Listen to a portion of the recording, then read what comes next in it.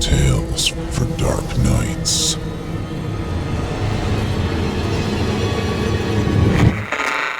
Want to make sure you never miss a Chilling Tales for Dark Nights video again? Be sure to subscribe and hit that bell to turn on notifications.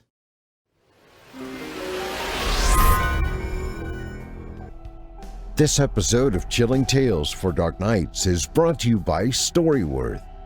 This holiday season, I want to give a gift to my loved ones that makes them feel special and unique, just like the relationship we share. That's why I'm giving everyone I care about Storyworth.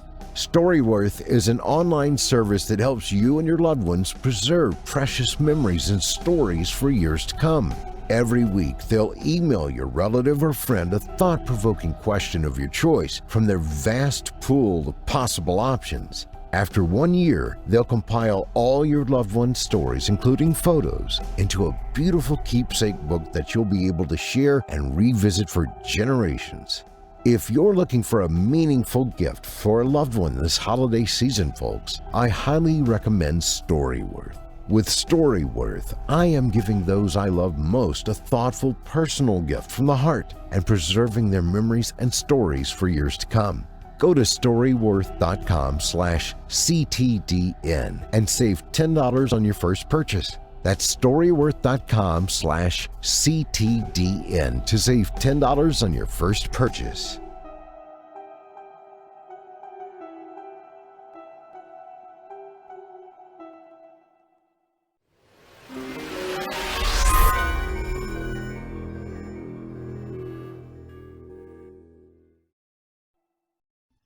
It's time to turn off the lights and turn on the dark. Chilling tales for dark nights.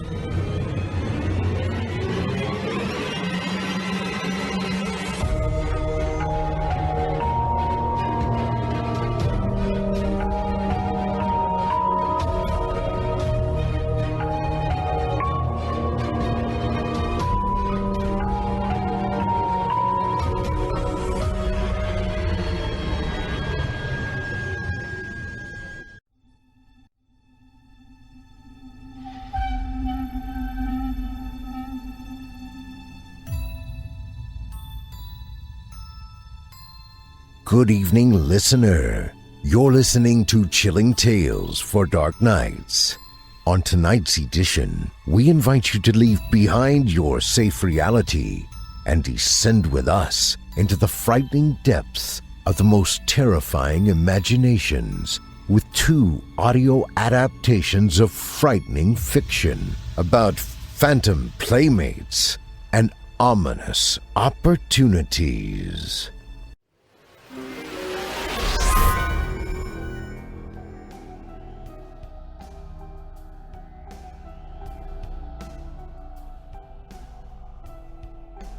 This episode of Chilling Tales for Dark Nights is brought to you by Mr. Ballin. Have you ever heard a story so wild you can barely believe it? You'll be shocked to know they happen all the time. And the place where you can find them is the Mr. Ballin podcast, now available exclusively on Amazon Music. In each episode, Mr. Ballin shares real-life accounts of the most disturbing stories you've ever heard. And with each one, you'll have to remind yourself, holy cannoli, this really happened. Mr. Ballin tells stories just the way fans of Chilling Tales for Dark Nights like, with full sound design and immersive narration. And seriously, you gotta hear these stories. In episode 17, you'll hear a tale so shocking the U.S. government kept it under wraps for 60 years. In episode 39, you'll hear the gruesome accounts of 3 crocodile attacks. And in episode 23, you'll learn how the Headless Valley in northwest Canada got its name. And I doubt you'll be visiting the place anytime soon. Just listen to the podcast. It's safer. At the intersection of horror and real life, you'll find Mr. Ballin. Prime members listen to the Amazon Music exclusive podcast, Mr. Ballin Podcast, strange, dark, and mysterious stories in the Amazon Music app. Download the app today.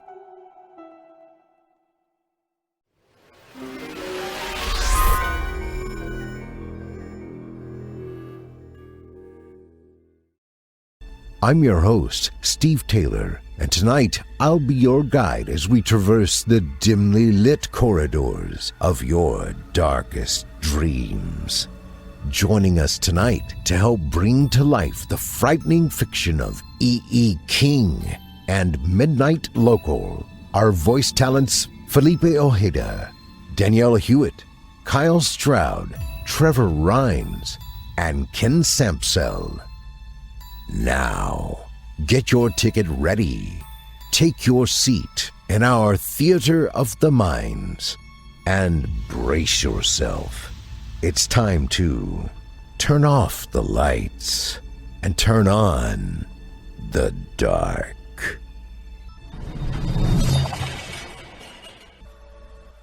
Our first tale of the evening is written by E.E. King and is performed by Felipe Ojeda, Danielle Hewitt, Kyle Stroud, and Trevor Rhines.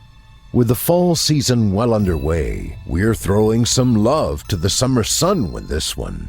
It's about a family enjoying a trip to the beach, and boy are they enjoying it. In fact, if you ask the kids, they'd likely say they'd never want to leave, and one of them may get their wish. So on that note, without further ado, I present to you Gods of Summer.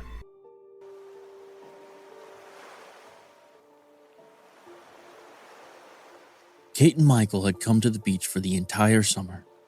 3 months stretched out before them, endless as the tide that painted white ribbons of foam on the sand. A diving pelican crashed into the waves as if someone had dropped a small rock out of the sky. They stood, hand in hand, breathing shallowly, motionless, made temporarily mute and still by the glory before them, but only for a moment. Then they kicked off their shoes and socks, leaving them behind like the discarded skins of cicadas clinging to the tall golden grass that lined the beach. Never looking back, they raced toward the crashing sea, laughing hearts beating in time with the tide and all creation on this perfect first day of summer. It was a summer that would last forever. They knew it by the way the sand crept between their toes like the family dog's rough, adoring tongue. Somewhere in a distant world, the townies stocked empty shelves with shiny packaged goods, filled their freezers with bags of ice, and waited. Their parents prepared the summer house, unpacking their suitcases, putting food in cupboards, ordering propane, and doing all the boring, unimportant things grown-ups did. It was a strange beach, full of odd mounding stones that formed a wavy line where the high tide washed against the shore, darkening each grain of sand. The mounds had once been sand themselves, hardened into rock by the centuries. That very first day, they ran breathlessly down to the sea, daring the waves to catch them. Kate thought she saw first 1, then 2, then 3, then dozens and dozens of boys, each standing in front of the stone mound, flickering against the mist that had risen from the meeting between the sea and shore. But it had only been a trick of the light, an illusion of the rising shimmering heat, salt and surf and too much sun, because when she blinked and rubbed her eyes, the mist and boys vanished into the foaming surf. Did you see? Began Kate, turning to Michael, but he was playing tag with the tide, screeching with laughter as the chill waters nipped his toes. This coast has history, Father had said. It was home to an ancient people, and you can still find artifacts on the shore and in the woods. Arrowheads? Asked Kate. She loved searching for treasures, carved stones, old rocks, delicate seashells, and almost any kind of feather. Whatever she could find, which in the city wasn't much. Michael preferred books, magical lands that would not dirty his feet, scratch his thighs, or make him itch but only mark his imagination. He lived in a world apart from the other boys, a place of gods and monsters, dragons and enchantments. It made school difficult. There might be arrowheads, Father said. Or small round stones that they used to place on the graves of their dead to ensure they didn't rise from the earth. They feared ghosts and worshipped a wild god of sea and woods, a kind of Pan. Pan? Asked Kate. A frying pan? No, silly, said Michael. Pan was a god with goat legs and horns who played a bamboo flute. No one could resist his music. It is said they stole children from other tribes and buried them alive, under bridges and beneath crossroads, as a sacrifice to their god. In exchange, he left them alone and kept their children safe. Are kids buried under our street? Asked Kate. Perhaps we should go out tonight with a shovel and see. Father's voice rose into a maniacal chuckle. I'm not scared. Said Michael, but he shivered despite the heat. Now they forgot ghosts and history, arrowheads and dead bodies. They played chase with the tide, letting the cold waters tug their toes before running backwards screaming. Look, said Michael, poking his big toe into the damp sand so the grains dried, making a lightened circle around each foot. it's as if each step I take turns the earth into diamonds. Kate poked her toe in too. We're rich. She cried. I'm turning everything into diamonds. It's how they will know that we are the king and queen. Michael said. All the people will follow the shining footsteps and crown us rulers of the beach. They marched solemnly down the shore, tucking big toes into the sand. So caught up in watching the creation of diamonds, they didn't notice a boy standing in front of them until they saw 10 naked toes wiggling at the edge of their circle of light. The boy was 4 or 5 years older than Michael. His ragged cutoffs were frayed and faded. His bare chest had been tanned the same deep bronze color as the wet sandstone dunes. Ocean breeze tousled his sun-whitened hair, and his light brown eyes were tawny, almost golden, flecked with tiny grains of darkness, like bugs in amber. I'm Tom, he said, holding out his salt-rough hand. I'm Kate, and this is my brother Michael. Come play, Tom said, and in the way of children and young animals, that was the only introduction they needed. They raced down the shore, looking for seashells and curious stones. Hey, look, Michael pointed. that moved. Tom scooped it up. It's a hermit crab, he said. They don't even make their own shells. They just look for empty ones and use them. They have to find new homes when they get too big. At night, their parents let them go to the beach. But just for an hour. Mother said. And don't get wet. At the shore's edge, Tom waited. They wandered the strand, searching for small white sand dollars so fragile that a mean look could shatter them into a million pieces. Oh, Kate pointed at one sand dollar as big as a flattened tennis ball. Tom scooped it up and broke it. why? Began Kate, till, like a conjurer, Tom extracted the small bits of dove-shaped bones from the shell's fragments so perfectly, it seemed they might fly away into the setting sun. Tom showed them how the night water flashed when they moved their hands beneath the surface. It's magic! Cried Michael, making light trails in the water with his fingers.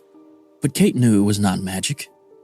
She was the more skeptical of the two, less trusting and less willing to accept the welcoming invitation of an open door. Tom studied them. You're both right, he said.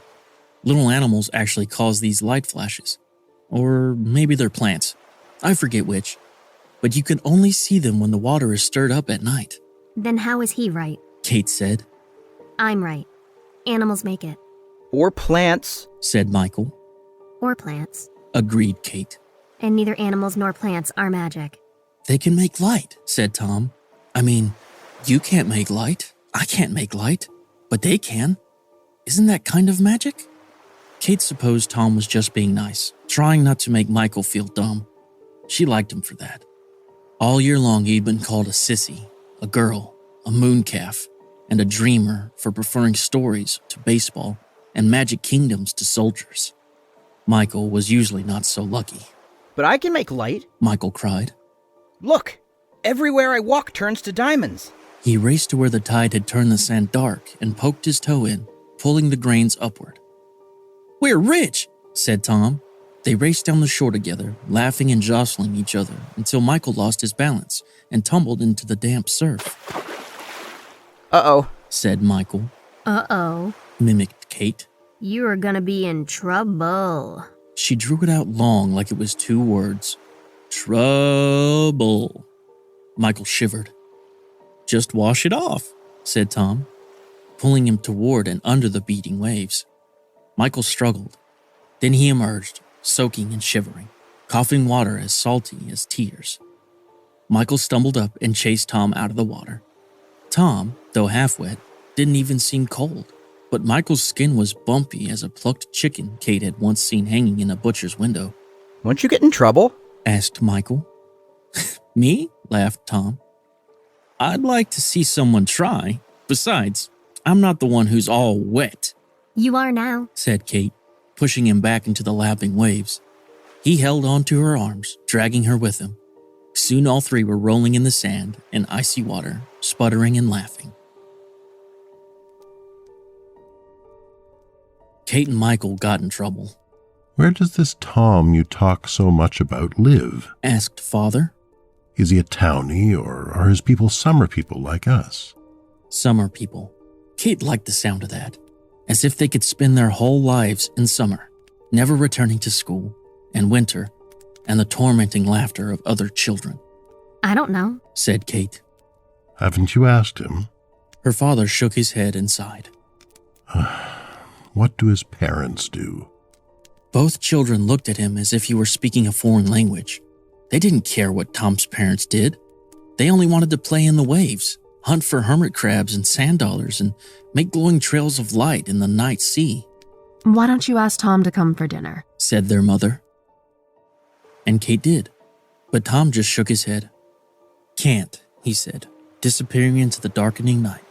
The children watched him go, fading into the flickering luminescence of the sea and shore. One night, at the end of summer, as they raced to meet Tom, Mother gave them a big bag of sunflower seeds. 1, 2, 3, crunch, shouted Tom.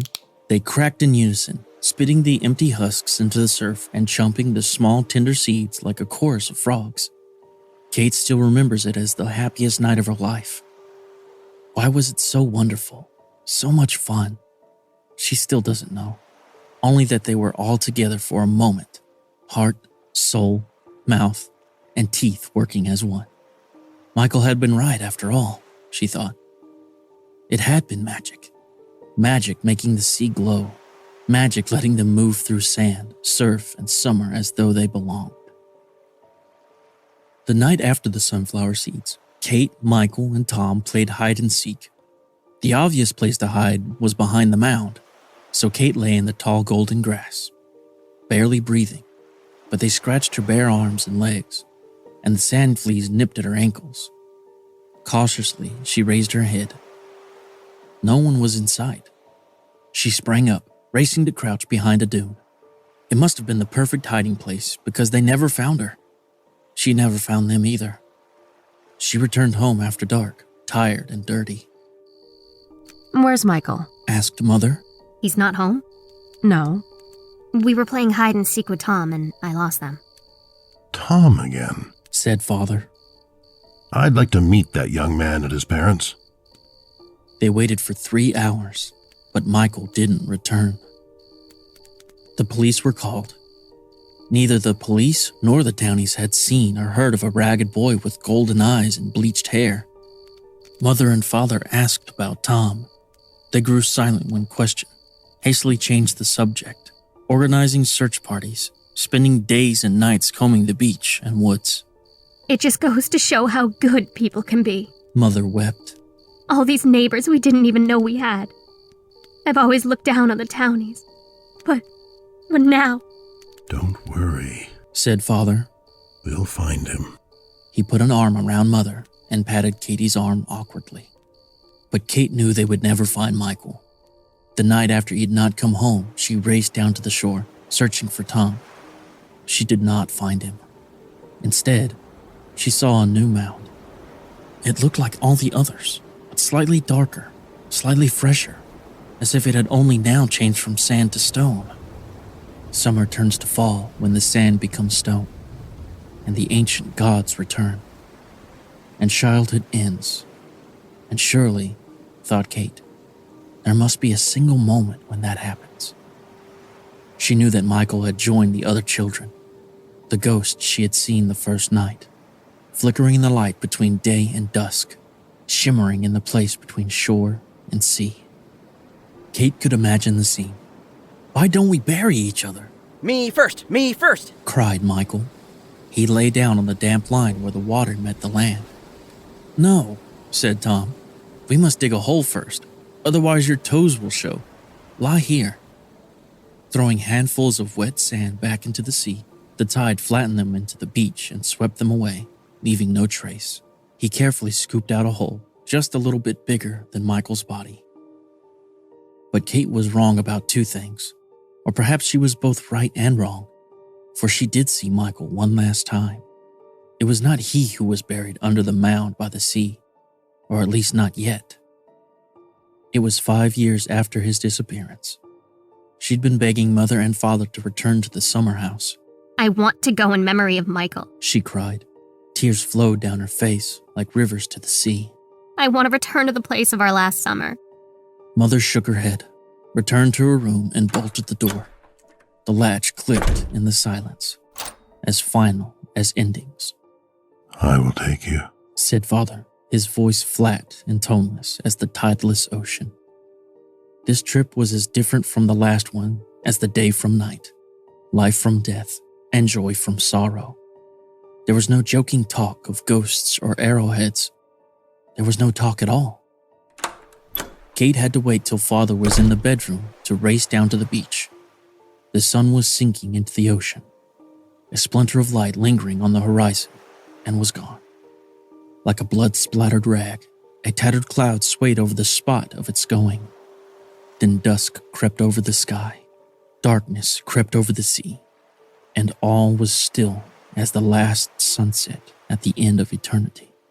She remembered watching the sun sink into the waves from this spot, hand in hand with Michael, not so long ago, but a lifetime away. And then, in front of the newest mound of sand, she saw two boys dashing madly through the surf, foam breaking against their legs as bubbly as laughter. Hey, Kate called. The boys froze. They turned toward her in the dying light. One was a stranger, but the other was Michael. Her Michael. She tried calling him, but the words stuck in her throat. For just a moment, his face was illuminated by the fading light, and she saw his eyes, no longer the clear blue of a cloudless sky, but tawny, almost golden, flecked with tiny grains of darkness, like bugs in amber. He stared at her like a stranger, a townie, an adversary, then pulled the unknown boy off into the sea, the sand, and the night.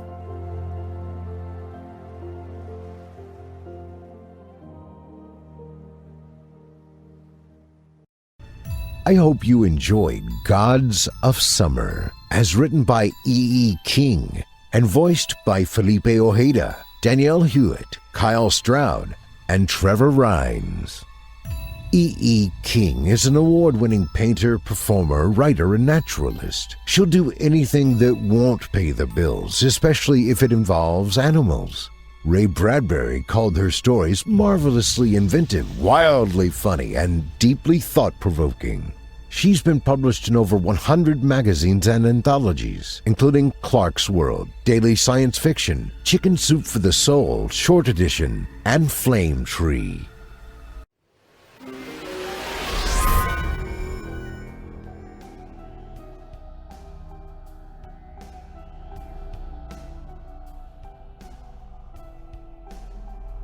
This episode of Chilling Tales for Dark Nights is brought to you by Best Fiends. Looking forward to Thanksgiving, everyone? Of course you are. Who doesn't love driving 3 hours to eat bizarre casseroles with your extended family? To try your sister-in-law's marmalade candied kumquat tartlets and remark how delicious they are? And to sit around the table for hours after conversation has fizzled out, just waiting for someone to leave so you don't have to be the first? Well, have fun with all that. I'll be home playing Best Fiends, the finest match 3 puzzle/adventure game there is. I'll be matching 3 or more like objects on my game board to craft elaborate attacks and solve puzzles, cracking crates, blasting bombs, collecting special objects, participating in new events and challenges, earning exclusive in-game items, characters, and rewards. Most of all, I'll be blowing the slugs off of Mount Boom. Folks, there's only one way to alleviate the awkwardness of Thanksgiving dinner. Make sure everyone involved has best fiends. Don't worry, even Grandma will love it. So download your new favorite getaway, Best Fiends, for free today on the App Store or Google Play. You'll even get $5 worth of in-game rewards when you reach level 5. That's friends without the R. Best Fiends.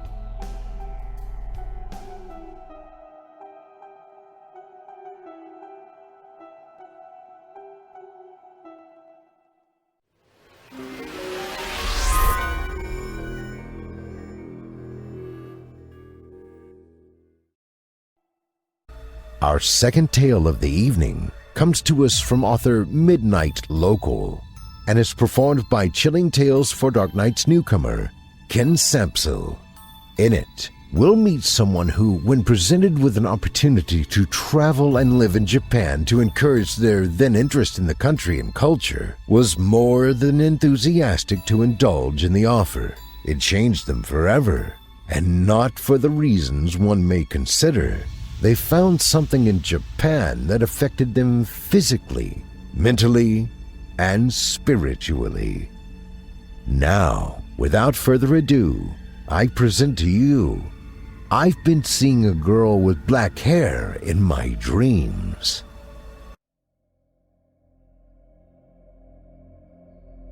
Before we begin, let me say I don't expect you to believe everything. I just want you to listen to everything. Japan. The name conjures images of neon cities, busy streets, and anime for most people. But for me, when I hear the name, I am reminded of my insomniac nights, inner turmoil, and culture shock. It's easy to sit down with my now wife and reminisce about my awkwardness when I first met her, and the times we went to karaoke and worked each other into a buzz. But on quiet days, when life feels different, we talk about my fear and the sleepless nights that plagued my everyday life. She apologizes for not being there for me whenever it's brought up, but I'm glad she wasn't. This intense burden was intimate with me, its host. It might have broken her. I know it came close to breaking me. I spent 3 years in Kanagawa, a prefecture in southern Japan, studying business, but more importantly, as a translator for different groups around the globe. I tried to volunteer as a possible guide for Australian, American, British, and Canadian, any place that spoke English and needed an interpreter. However, my experience was raw, and I only got this position because of my uncle who ran a business inside the country. My performance was far behind everyone else's, and I knew that was starting to affect my popularity in the office. These 3 years were so full of experience that they may as well have been a century. I stayed in touch with my Japanese counterparts by drinking green tea and going to celebrations. I didn't have to learn how to smoke because that was already a poor habit of mine. My first ever acquaintance, Gaku, told me that the Japanese are the rulers of the liquid of life, green tea, and the slaves to the fumes of death, cigarettes. 3 months in, I started to develop stress that was caused by my poor performance. I wasn't at all prepared for this kind of work environment. Even though the younger generation of workers didn't seem to mind that I was often behind on our workload, I knew that the older veterans of the company were less than enthusiastic about me. Whenever I'd return to my apartment, I'd either sulk in the shower or lay in bed close to tears. The only thing that kept me grounded was the country's ever-present peace. It gave me the narrative that everything was going to work out somehow. Anyone who's ever been to Japan will tell you it's a calming country. You don't need to venture further than your front door to take a walk to find inner peace. I didn't often walk at night in New York, but I felt like I could do that here, which helped on nights when I couldn't shut my eyes. My parents are Christians, and growing up, I often prayed for answers to questions I didn't know how to voice. Japan isn't a Christian country by any means, but I often heard responses to my complaints. Although I never deemed myself a religious type, I usually prayed or cried out for guidance. One particularly bad night, I found myself internally begging for an answer on what I should do with myself. A small voice in my head told me to stay a little longer.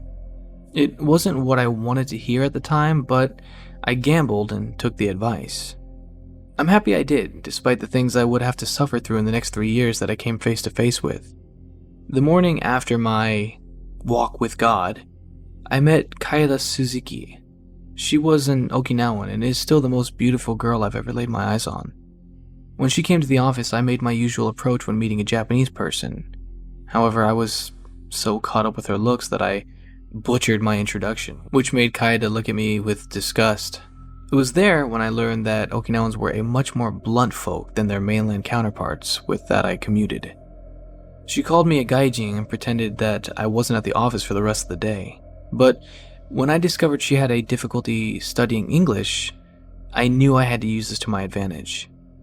This, unfortunately, opened her up to the extent of my horrendous Japanese, so we traded slang and corrected each other's grammar. Kaeda taught me about the customs, the ins and outs, the do's and don'ts, and the stuff I already knew, but I made her believe I didn't. Meanwhile, I hid my adoration for her and kept my staring to just a few seconds. Over time, she developed feelings for me and managed to do the same, admittedly with less effort. However, she was the first one to express herself. We were leaving the office one weekday and she stopped me on the way out. Kaeda offered me a delicately wrapped present that I could have mistaken for a marriage proposal. I lost all my cool and almost opened it in front of her. Her eyes widened and she held her breath as she watched my inconsiderate actions unfold. I stopped myself though and gave her a deep bow, thanking her profusely for her gift. She nodded and bowed, and then left. I took her gift to my dainty apartment and laid it on my coffee table, staring at it like a bomb. Just looking at it, I felt my cheeks get hot. I treated it like a living creature, and now that I was alone with it, what was I supposed to do with it? I felt so stupid, yet so flattered and wild. I opened it standing up, then, under my small light hanging from the ceiling, I exclaimed at the box beneath the wrapping paper with the words "Chamu" on it. Under the electronic yellow light, I opened the box and found a thin baby blue cloth bag with a piece of paper inside. There were designs of white flowers littering the fabric. I could have cried, and I might have. To this day, years later, I have never experienced that kind of bliss ever again. From that night forward, I can thank Kaeda for everything I experienced overseas. The bad, the good, the confusion, the calmness, and the dread of returning back to the States. I wouldn't have stayed if it weren't for that charm. She'd never learn the effect that had on me until years after we married in southern Oklahoma. Not long after Kaeda gave me that gift, I did everything to increase our relationship. I lost sleep and spent countless hours practicing my Japanese and work ethic to get paired with her. As a worker, my performance steadily increased. As a friend, my jokes always made her laugh. With her, I began to experience the more intense side of Japan that Western culture doesn't touch often. I think people will mention it in conversation, but when you travel there, it's somehow easy to miss. Kaeda took me to the Tokyo Tower. If you've been to the Tokyo Tower, you're familiar with the Zojoji Temple. Seeing the place for the first time gave me whiplash. The modern neon giant of Tokyo could have been a million miles away when you stepped into the temple's courtyard. I'll look back on pictures and realize it's not how I remembered, but I guess that's what makes remembering this day in particular seem like a fever dream. I remember looking at the presidential trees and suddenly getting goose flesh riding on my legs and arms. The gross sensation of being watched joined this. I turned to my side, suspecting Kaeda, but I didn't see her or anyone else near me. Then somewhere in the courtyard, the harsh scent of burning incense came to invade my nostrils. Needless to say, I started to feel uneasy. I kept up with Kaeda, but she didn't know me well enough to notice any of my signs of discomfort. Or maybe she did, but didn't know how to confront it. Eventually, she led me to the Jizo statues. These statues had pug-like face stones with squinted eyes and smiling lips, and there were hundreds of them. They looked innocent from a distance, but the closer we got to them, the more my skin crawled. As Kaeda tried to tell me something about them, I stared down at one. I was distracted by how the statue looked back at me, and the decorations laid neatly around it. Red hoods, flowers, pinwheels, and enough facial features gave the impression that it had mischief on the mind. All the statues were handcrafted, so they all looked differentiated. I gave Kaida enough attention to hear that the flowers around them were offerings. The overcast made them vivid in color, but dark in pictures. As she spoke, I saw their pinwheels had different vibrating colors. Greens, blues, reds, and yellows. Strangely enough, I found that they all weren't still, and that the noise they cascaded while they spun made my head jog with bad memories. I thought that something so innocent shouldn't have sounded so menacing. I noticed then that almost none of the spinners were consistent with each other. Others spun wildly while others barely moved. The courtyard echoed with a chant, far from being uniform. Even though this aspect was queer to me, Kaida looked business as usual, if not slightly amused by my confusion. As we walked towards the tower, I felt their little stone eyes bury into my back, but honestly I preferred being watched rather than listening to those damn spinners twirl. Once we got into the Tokyo Tower, I can shake that uneasy feeling and enjoy my time with Kaida. We stayed up there for hours seeing the city and talking to each other. I wish I could say that was all that happened, but once we left, I again had an off-putting run-in with the statues. On the way back, it was too dark to see anything around the temple. Not that it mattered, though, because I could still hear the spinners twirl and vibrate just behind the sounds of the traffic and crowds. I could dial out the noise of modern civilization and listen to the slight crunch and hiss of the pinwheels.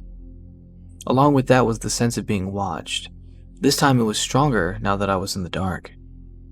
That night, I lay awake in bed staring at the ceiling, listening to the world outside fall asleep, mocking me as I failed to do the same.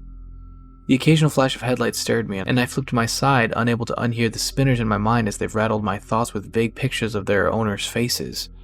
The cruel eyes, the naughty smiles, the unnatural look of the flowers. I only managed to gather a little more than 4 hours of sleep that night, but I still crawled into work so I could touch base with Kaida.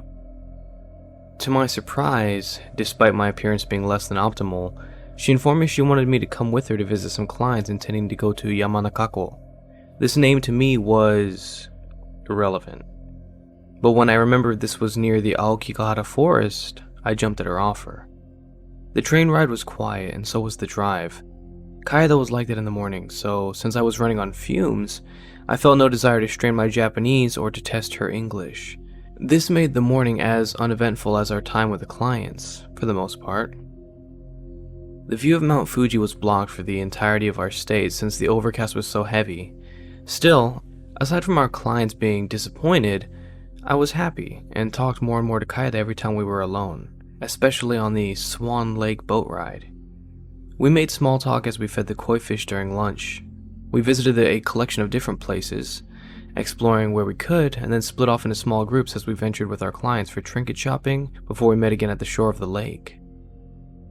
We took a relatively short trip to the Aokigahara forest and visited some of the places there. I don't feel like it's necessary to explain the odd sensation that the forest has, especially with the overcast presented to us that day with the fog and the light rain. I bit my tongue and held my thoughts, telling myself it was just because of the night prior.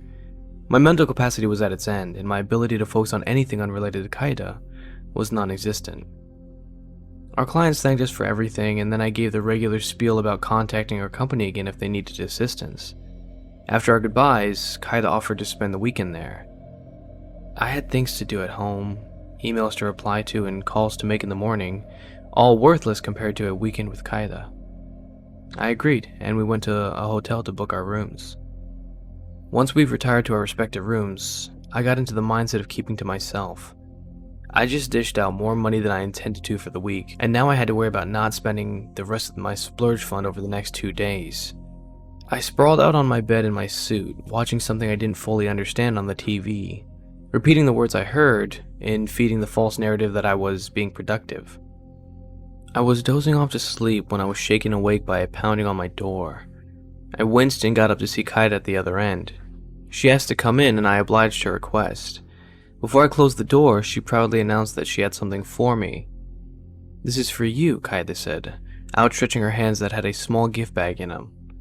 When I took it, she watched me with an expression that told me she was pretty pleased with it. "Open it." I opened the bag and carefully reached inside. I felt tissue paper and something pointed, not sharp, touch my fingers through the thin sheets of protection. When I unraveled everything, I saw the face of a clay demon mask. An Oni mask. Gray skin, golden eyes, black horns, dark teeth, and some painted hair. It fit perfectly in my hand, and it felt fragile.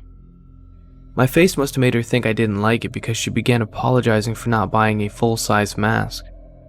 Anything that came from her, however, was perfect. I studied it, working a smile before I looked at her. "I love it," I said.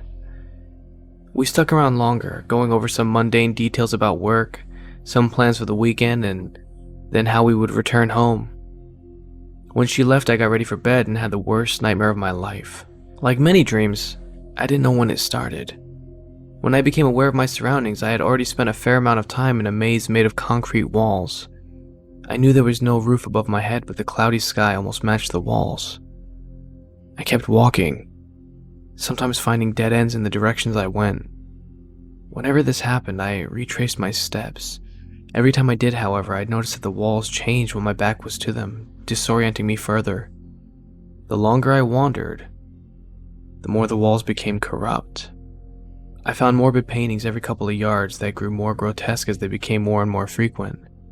Sometimes I found blank canvases, but more often than not, I looked at images of skeletons, witches, cities burning, and piles of dead.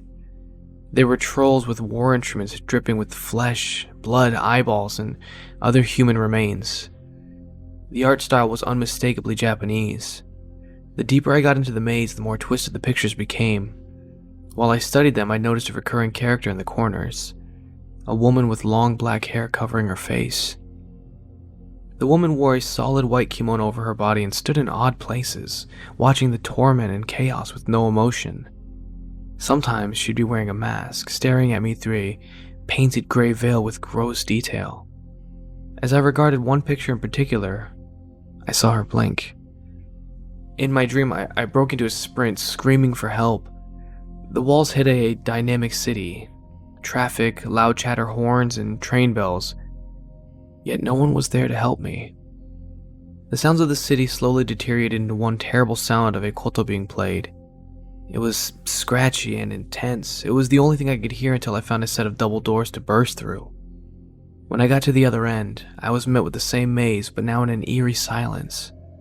I walked just a few feet before turning right, and at the end, I was met by a long corridor. I walked, feeling uneasy. Eventually, as I got further down, I saw a dangly-looking figure that stood crooked-legged at the end. Even from the distance that we stared at each other, I could see the glow of their yellow eyes. So I did what I wouldn't do in real life and closed the distance, meeting them where they stood half erect.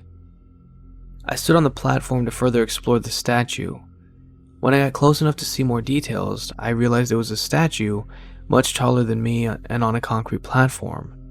The stonework was cracked in several places, but only added to the inhuman features. I only stepped off the stand when I felt something tugging on me from behind. It was as though I had a leash around my waist that was being pulled on. I snapped my head around and saw a white string attached to my body. The string was thick enough for me to consider it a tail. It was connected to my body by the small of my back. I grabbed the tail and tugged slightly back against the tug that forced me off the statue. Confusion washed over and came to me, but it quickly gave way to fear as I heard something coming from within the maze. Deep scratches echoed and bounced from the hard walls, hurling themselves into my skull and giving me a headache. I covered my ears and grunted just as my ghostly white tail was tucked again. I tripped, nearly falling over. The noise was worse than the koto I heard in the last maze, and paired it with the increasingly aggressive pulling. I felt a gush of dread go through me. I gripped the thing attached to me and retraced my steps all the way to where I came from, fearful of what was pulling at it. I heard faint animalistic growling on the other end as my tail shifted up and down. Beneath that was now metal pounding against rock. A constant hammering joined all the noise already attacking me. I brought my hand to my heart and breathed. I felt a slight pinch in my chest, a phantom pain that etched itself into my flesh and bones. I inched closer to the turn and peeked over.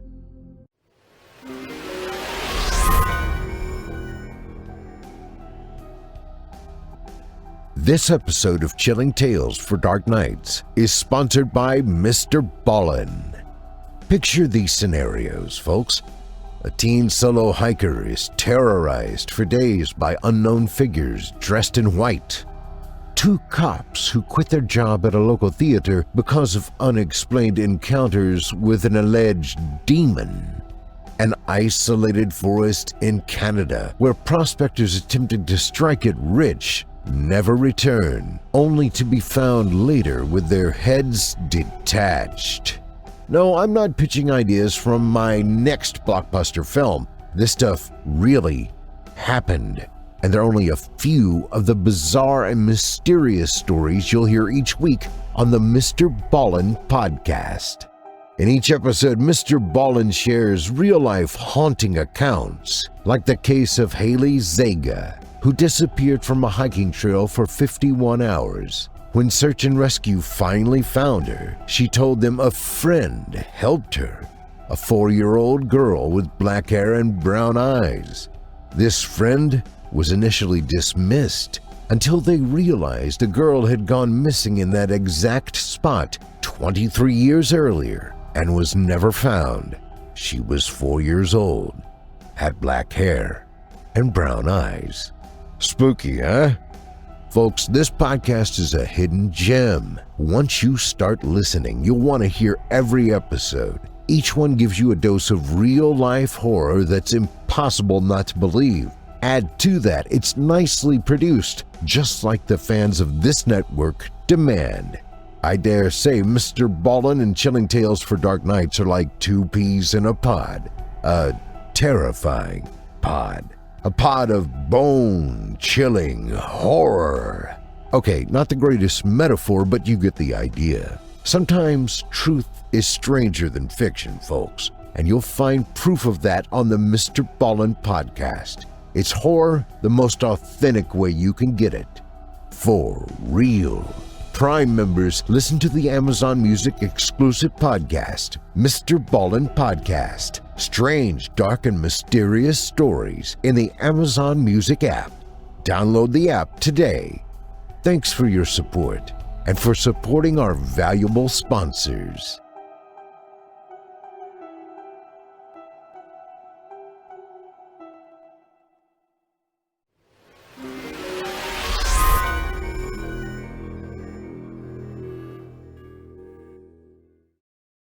What I saw, I still can't comprehend.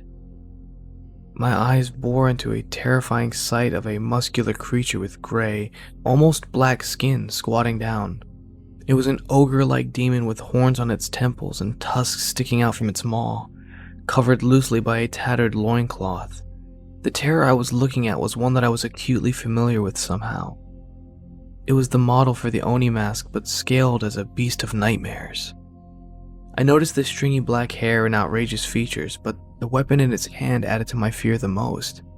It was a kanabo, with studs instead of spikes, and it was being used to smash my tail, feverishly trying to break or sever its connection to me. I gazed further down the corridor and discovered that the doors I dashed through earlier still pinched my tail. Has this thing always been attached to me? I watched in horror as the beast before me dropped the club and grabbed my tail with both hands, bringing it to its mouth to gnaw on. My gasp drew all its attention to me and I froze. In a blink of an eye, we were both staring at each other. Its pupils dilated when our eyes met. Then, it instantly stood up and grabbed its club, while also reaching out to catch me. The embodiment of evil towered over me, 9 feet tall and stronger than 10 men. The demon's pupils were vertical as it wrapped its strangling fingers around my neck. I became frustratedly limp as I was lifted from the ground. My only option was to watch its gray face contort with horrifying detail as its gut-churning growl grew. It shook me out of my sleep. My body jolted upward. I swallowed my scream and started heaving. I was so sweaty that I thought I might have peed myself. I began to take deep breaths to control myself. I swung my legs off the bed and held my heart, my pounding heart as it battered against my sternum. I checked the clock and noticed it was only midnight. I was asleep for less than 2 hours. Some late-night drivers passed by outside, giving me the reassurance I wasn't alone in the world. I stood and went to the window, wondering if I'd go out to cool off and find my composure. Smoke to cloud my memory of that horrific dream. When I concluded that was the best thing to do, I turned and started for my jacket, but I saw something in the corner room beside the TV that froze me immediately. I squinted my eyes just to ensure I wasn't seeing something, but as soon as I did this, I could see the vague outline of a figure in the corner of my room much clearer. Steadily, my heart rate increased again. I knew I was unhinged from my nightmare, but I felt that this was different from your average trick-of-the-eye scenario. Nevertheless, I suspected it. I inched myself closer, careful not to make any instantaneous movements. I remained silent and then leaned back. My eyes adjusted to the darkness, making me discover that the figure was darker than the shadows around it, which was off-putting.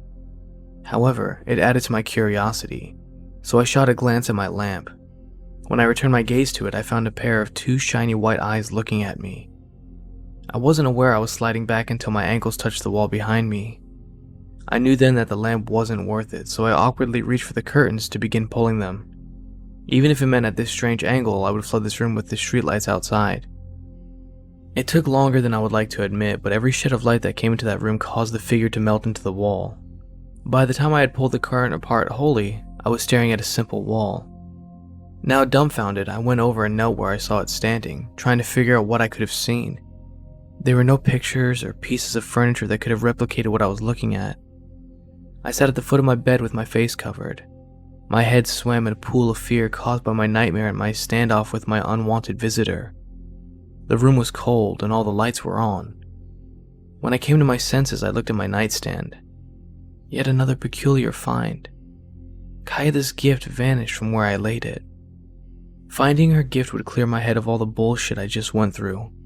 I checked the drawers, my bags, the bathroom, and even the bed, all to no avail. My emotions hardened and I cursed myself. Humoring myself, I strolled over to the ghost corner and checked again. As usual, there was nothing. Nothing on the floor. But when I checked behind the TV... How'd you get back here? The pads of my fingers went numb when I plucked the mask off the entertainment center and lifted it up for viewing.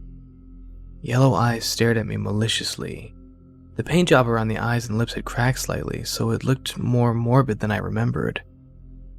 I put it back down on my nightstand and fell into bed, watching Japanese television for the rest of the night. Once again, I only managed to squeeze in a few winks of rest before I pulled my bootstraps and got ready for the morning ahead. It was hard not to bring up the details of the last couple days to Kaeda. I kept the subjects light and non-personal. I wasn't sure where Kaeda leaned on the occult or any of her local legends. Demons, ghosts, angels, and spirits. I especially didn't want her to think I had an issue with her gift, so I kept everything to myself for months. During those months, I saved the mask in my collection of trinkets. I continued to have weird dreams at home, but they were never as graphic or honest as my night in Yamanakako.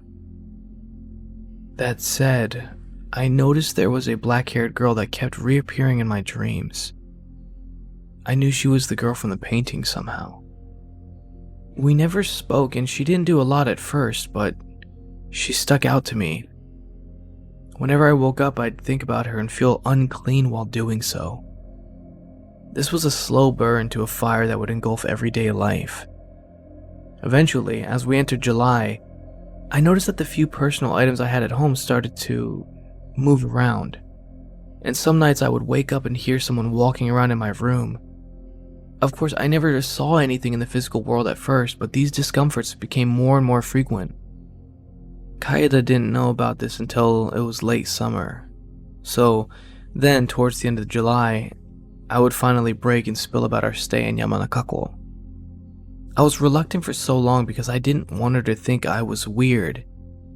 It's stupid, I know, but Kaeda was special. She was quite literally my everything at that point. We were in Tokyo. The heat was unbearable, so we found cover under a tree with some vending machine ice cream. Where did you buy my mask? Kaeda eyed her ice cream and replied, Japan. She looked up and smiled, and I inquired for more details. Oh, it was in Yamanakako. I proceeded to tell her about my night in Yamanakako. Noticing I wasn't laughing as hard as she was, she went on to tell me that she had only found it by accident. She found a store that wasn't touristy or eye-catching. It sold a lot of different masks, but she said she was specifically interested in what she bought from it because it looked meaner than the others. The opposite of the charm that I protected with my life every day since getting it. Aside from looking different, it was also the only one that didn't have any taboo or unrighteous symbols. The craftsmanship was also prettier than the others, which painted some weird pictures in my head when I recalled what was back in my apartment. However, I kept my more recent issues outside the scope of what I was telling her. The Japanese will often close their eyes as they concentrate on what you say, and she was no different. When my story ended, she nodded and asked if I ate before going to bed. I said no. She asked if I was thinking about the legends of the Oni or any other ghost stories. I said no. She then commented that I don't sleep well in new places. I agree with this statement, but I asked what she thought about everything else. So it wasn't just a dream after all. Kaeda told me she wanted me to focus on the dream, which we did for a couple of minutes. I exhaled and explained to her that I'd been saturated in Japanese culture for months. There was no reason for me to become fixated on the art, the myths, or anything else that revolved in their beliefs of the afterlife. My brain had material to work with and got more the day of. Finally, she threw herself into thought and nodded. "Just human things then," she chided me. I wasn't satisfied with her answer, but I took it anyways. We then focused on a thing I saw in my room. "Night," she nodded. "Night walking." "Sleepwalking?" I said. She shook her head. She said something I couldn't translate at the time and couldn't even translate it herself. Night wanderers came up a few times, and I asked her what that was, but she eventually gave up.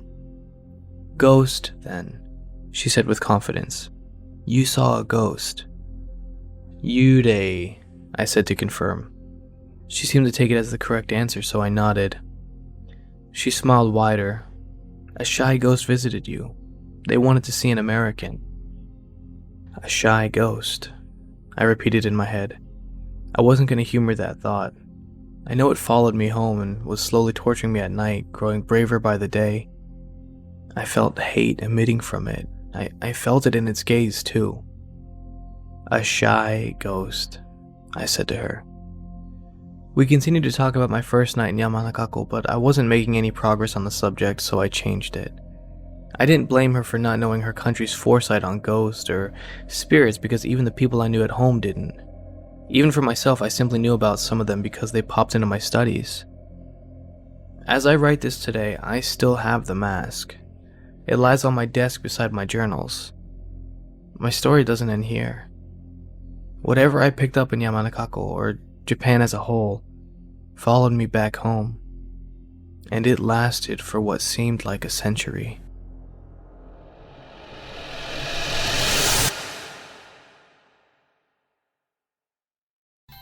I hope you enjoyed. I've been seeing a girl with black hair in my dreams, as written by Midnight Local and performed by Ken Sampsell. Ken Sampsell is an aspiring voice actor / YouTuber from Okinawa, Japan. Being bilingual, he is always searching for the next voice acting opportunity, whether it be in English or Japanese.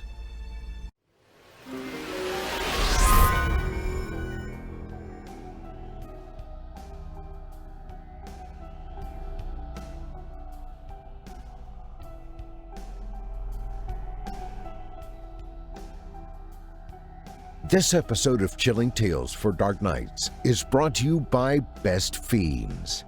So, what are your plans for Thanksgiving, everyone? Instant mashed potatoes? Cranberry sauce out of a can? Rehydrate some dry, probably expired stuffing? Choke to death on some dry-ass turkey? Or maybe it's the company you look forward to the most.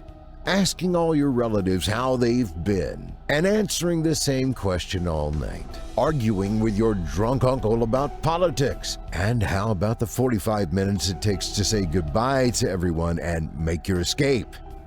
Yeah, it's the most wonderful time of the year, folks. That's why this Thanksgiving I'm staying at home and playing Best Fiends. The family? They think I'm serving a stint in San Quentin. I told them I should be out in January. If you already play Best Fiends, you know how great it is. If you haven't, take it from me. It's the best Match 3 puzzle/adventure game you'll ever find. Here's the rundown. You and your army of fiends, that's friends without the R, are on a mission to blow the slugs off of Mount Boom. To do this, you'll need to match 3 or more like objects on your game board. The longer string of like objects, the bigger the attack. String enough objects together and you'll unleash Slugmageddon. Each level has a number of side objectives, so in addition to killing the bad guys, you'll be cracking crates, setting off bombs, and collecting special items. It's not your typical Match 3 game. There are elements of role-playing and adventure games as well. Take the Fiends, for example. They start the game as babies, but as you progress, so do they, growing and learning new skills and attributes. Each level you beat showers you with rewards, and you'll get chances to level up your characters and get brand new ones. Best Fiends is super exciting, but it's a strategy game at heart.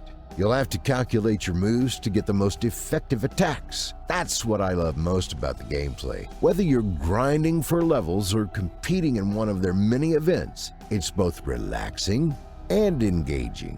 Thanksgiving dinner just can't hold a candle to it. Our loyal listener Michelle is also skipping out on the stuffing. She just hit level 4,560. When you're a professional Best Fiends player like her, the last thing you need to do is load up on empty calories. At a respectable level 2,275 myself, I intend to stay lean and mean through the holidays. Also, when my family sees me again, I gotta look like I've been in prison. I sure hope none of them listen to this. Anyway, download your new favorite getaway, Best Fiends, for free today on the App Store or Google Play. You'll even get $5 worth of in-game rewards when you reach level 5. That's friends without the R. Best Fiends. Thank you for your support and for supporting our valuable sponsors.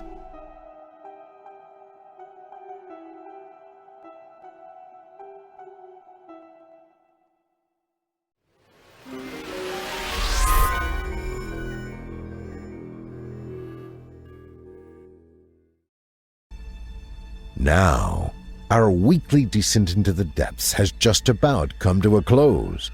But before we go, I'd like to take a moment to thank you for joining us for tonight, and remind you to take a moment to stop by our iTunes page and leave Chilling Tales for Dark Nights a 5-star review and a kind word. And follow us on Facebook, Twitter, and Instagram if you haven't already. And of course, subscribe to us on YouTube, where you can find an archive of our work going back to 2012. And consider signing up as a patron at our website, chillingtalesfordarknights.com, to show your support and get all of our content ad-free.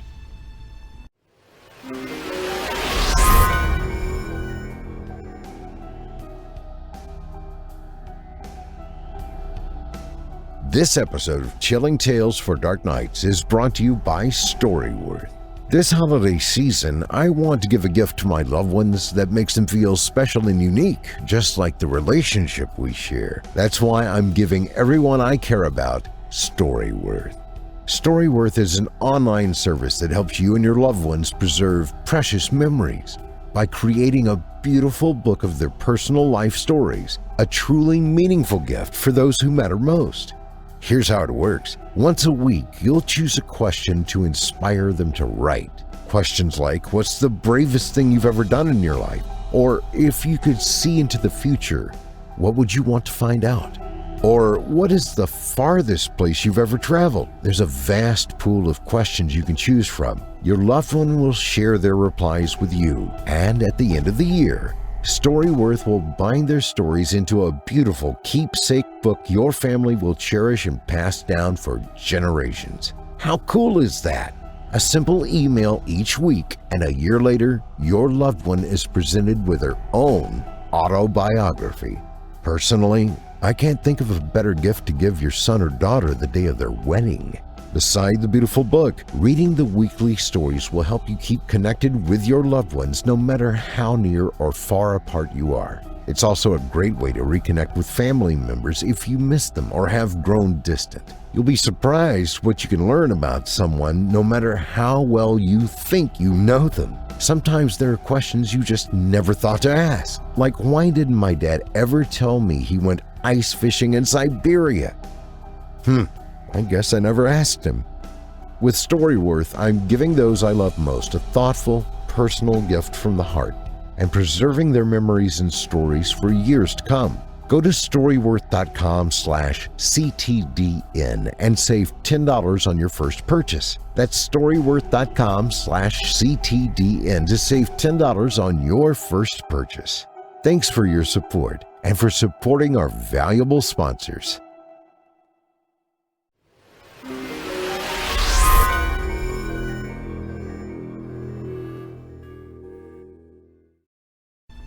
I'm your host of the evening, Steve Taylor, and it's been a pleasure. Tune in again next week when we once again turn off the lights and turn on the dark. Sweet dreams, listener. Sweet dreams.